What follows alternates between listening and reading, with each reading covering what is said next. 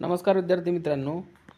चालू घडामोडी मराठीमध्ये आपलं स्वागत आहे. तर पहा, ग्लोबल टीचर पुरस्कार हा कोणाला जाहीर झालेला आहे.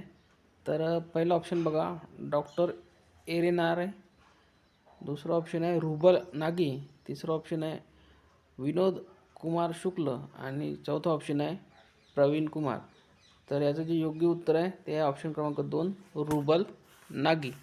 तर काही विशेष माहिती बघूया जे ऑप्शन दिले आहे त्यांच्याबद्दल. तर पहा, एम.एस. स्वामीनाथन पुरस्कार डॉक्टर एरिनारेला मिळालेला आहे, हे लक्षात ठेवा. कारण की डॉक्टर एरिनारेला हे डॉक्टर एम.एस. स्वामीनाथन पुरस्कार मिळाला आहे आणि एम.एस. स्वामीनाथन पुरस्कार हा खूप महत्त्वाचा असतो. त्यानंतरचा पुढचा प्रश्न पहा, 59वा ज्ञानपीठ पुरस्कार कोणाला मिळालेला आहे? तो विनोद कुमार शुक्ल यांना मिळालेला आहे. त्यानंतर मेजर ध्यानचंद खेलरत्न पुरस्कार गुकेश डी शतरंज यांना मिळालेला आहे. आणि हरमनप्रीत सिंग हॉकी, प्रवीण कुमार पॅरा ऑलिम्पिकसाठी आणि मनू भाकर शूटिंगसाठी, या सर्वांना मेजर ध्यानचंद खेलरत्न पुरस्कार हा प्राप्त झालेला आहे. जे काही आपल्याला ऑप्शन दिले होते त्याबद्दल आपण महत्त्वाची जी माहिती आहे ती बघितलेली आहे. कारण की विद्यार्थी मित्रांनो, प्रवीण कुमार हे नाव जर तुम्हाला आलं तर डायरेक्ट ते विचारतील की प्रवीण कुमार हे नाव कशाशी संबंधित आहे. तर त्यांना सरळ ऑप्शनचं उत्तर राहणार आहे पॅरा ऑलिम्पिकसाठी किंवा पॅरा ॲथलीट आहे म्हणून ते ऑप्शन उत्तर क्लिक करायचं, ठीक आहे. आणि विनोद कुमार शुक्ल साठी काय आहे उत्तर? तर विनोद कुमार शुक्ल 59वा त्यांना ज्ञानपीठ पुरस्कार मिळाला आहे. यामधून आपले जवळपास 3-4 क्वेश्चन कवर होते. त्यानंतरचा पुढचा प्रश्न पहा, WPLबद्दल आहे आणि WPLवर 100% प्रश्न विचारणार आहे. कारण की महिलांसाठी जे पण काही मॅचेस असतात, ज्या विशेष गाजलेल्या असतात, त्यावर 100% प्रश्न हे विचारत असते. तर बघा, WPLमध्ये ऑरेंज कॅप मिळवणारी पहिली भारतीय महिला. आता शब्द लक्षात घ्या, पहिली भारतीय म्हटलेलं आहे, म्हणजे याच्या आधी कोणत्याच भारतीय महिलांनी आजपर्यंत ऑरेंज कॅप ही मिळवलेली नव्हती आणि म्हणूनच त्यांनी म्हटलेलं आहे पहिली भारतीय. आणि म्हणूनच हे विशेष प्रश्न होऊन जाते हावला, कारण पहिली महिला खेळाडू आहे ही ऑरेंज कप मिळवणारी. तर पहिली भारतीय कोण आहे म्हटलं, आणि ते पण महिला म्हटलेलं आहे, ठीक आहे, लक्षात घ्या. तर स्मृती मंधाना पहिला ऑप्शन आहे, दुसरा आहे हरमनप्रीत कौर आहे, तिसरा आहे शेफाली वर्मा आहे आणि चौथा ऑप्शन जे आहे ते हरनील देओल आहे. तर याचं जे उत्तर आहे ते आहे स्मृती मंधाना. आता जेवढे पण ऑप्शन दिले आहे त्याबद्दल आपण काही विशेष माहिती बघूया विद्यार्थी मित्रांनो. आपलं ऑप्शनचं उत्तर आहे स्मृती मंधाना. आता बघा, हरमनप्रीत कौर ह्या आपल्या भारतीय टीमच्या कॅप्टन आहे, ठीक आहे. हरमनप्रीत कौर ह्या भारतीय टीमचे कॅप्टन आहे. उपकॅप्टन म्हणजे उपकर्णधार आहे स्मृती मंधाना, ठीक आहे. आता जे ऑप्शनचं उत्तर आहे ते स्मृती मंधाना आहे आणि उपकॅप्टनसुद्धा स्मृती मंधाना आहे. तर आपल्याला डायरेक्ट विचारू शकते की स्मृती मंधाना हे कोण आहे, किंवा भारतीय महिला क्रिकेट टीमचे कर्णधार किंवा कॅप्टन कोण आहे म्हणून. तर अशा प्रकारे या प्रश्नाचं आपण थोडंफार माहिती बघितली आहे, जे पेपरमध्ये विशेष करून विचारले जाऊ शकते. आणि 100% असे प्रश्न 100% पेपरमध्ये येतातच. तर कोल्हापूरच्या नेक्स्ट प्रश्न पहा, कोल्हापूरच्या प्रश्न क्रमांक 3, कोल्हापूरच्या महापौर कोण? आता महापौर सध्याच निवडणूक झाली आहे आणि त्यावर प्रश्न हे 100% विचारणार म्हणजे विचारणार. तर पहिलं जे ऑप्शन आहे ते रूपा राणी निकम आहे, दुसरं जे ऑप्शन आहे ते अक्षय जरंग आहे, तिसरं जे ऑप्शन आहे ते रितू तावडे आहे आणि चौथं जे ऑप्शन आहे सुजाता सूरज पाटील आहे. आता आपण याचं जे उत्तर आहे ते आहे रूपा राणी निकम हे उत्तर आहे.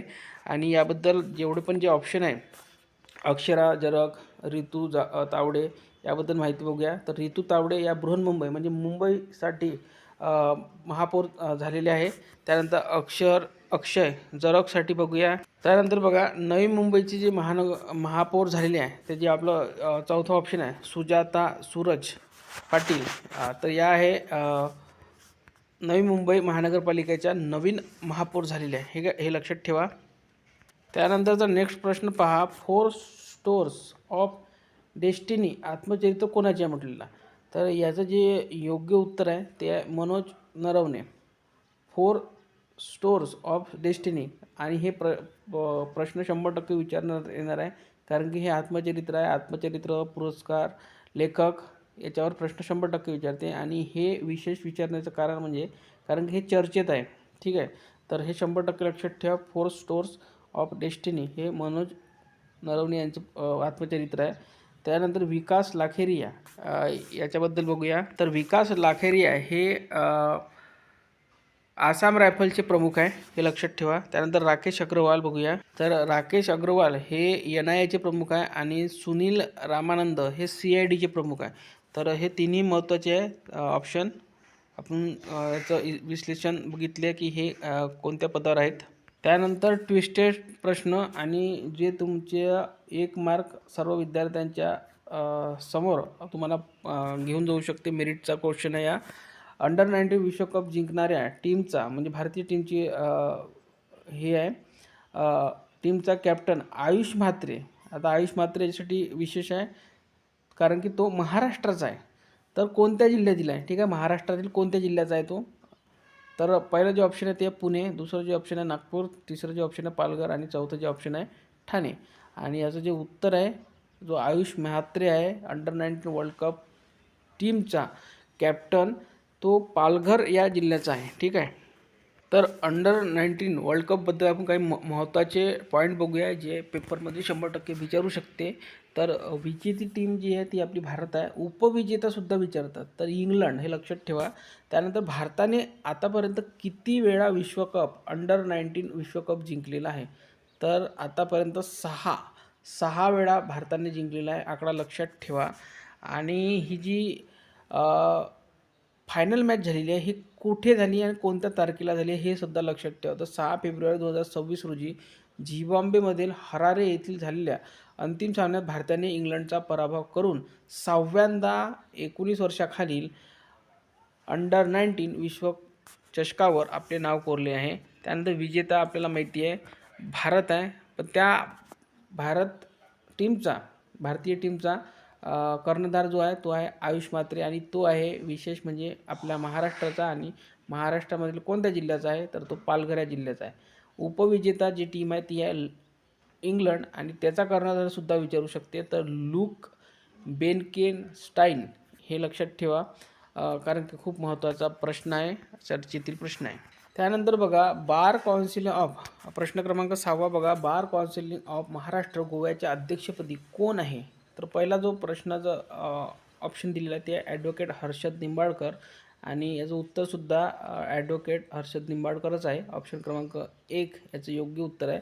आणि जे ऑप्शन दिलेले आपल्याला दिनेश माहेश्वरी, जयश्री व्यंकटेशन, याच्याबद्दल आपण महत्त्वाची माहिती बघूया.